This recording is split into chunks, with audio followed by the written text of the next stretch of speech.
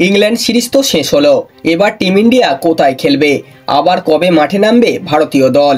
আপনিও যদি এই প্রশ্নের উত্তর খুঁজে থাকেন তাহলে ঠিক জায়গায় এসেছেন, কারণ আজকের এই ভিডিওতে আমরা জানবো ভারতের পরবর্তী সিরিজ কোথায়, কবে, কার বিরুদ্ধে খেলতে চলেছে ভারতীয় দল। বিস্তারিত বিষয় জানতে হলে ভিডিওটি শুরু থেকে শেষ পর্যন্ত দেখতে থাকুন এবং এই ধরনের ক্রিকেট নিউজ সবার আগে পেতে চ্যানেলটিকে অবশ্যই সাবস্ক্রাইব করতে ভুলবেন না।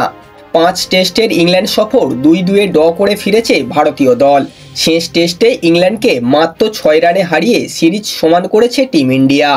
এই সিরিজের শেষে খেলোয়াড়রা একটু বিশ্রাম পেলেও সময় খুব বেশি নেই, কারণ আগামী মাসেই শুরু হচ্ছে এশিয়া কাপ 2025। স্থান সংযুক্ত আরব আমিরশাহী। এবারের এশিয়া কাপ হবে টি20 ফরম্যাটে। ভারতের প্রথম ম্যাচ 10ই সেপ্টেম্বর সংযুক্ত আরব আমিরশাহীর বিরুদ্ধে আবুধাবিতে অনুষ্ঠিত হতে চলেছে। তারপর সবচেয়ে গুরুত্বপূর্ণ ম্যাচ ভারত বনাম পাকিস্তান 14ই সেপ্টেম্বর দুবাইয়ের আন্তর্জাতিক ক্রিকেট স্টেডিয়ামে অনুষ্ঠিত হতে চলেছে।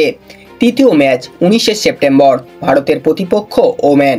এই 3টি গ্রুপ ম্যাচে ভালো ফল করলে ভারত পৌঁছে যাবে সুপার 4-এ, এবং যদি পাকিস্তানও পৌঁছে যায় তাহলে আবারও মুখোমুখি হবে ভারত পাকিস্তান।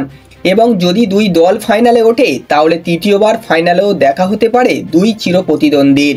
অর্থাৎ এই টুর্নামেন্টে ভারত পাকিস্তান ম্যাচ হতে পারে একবার না, দুইবার না, 3 বার।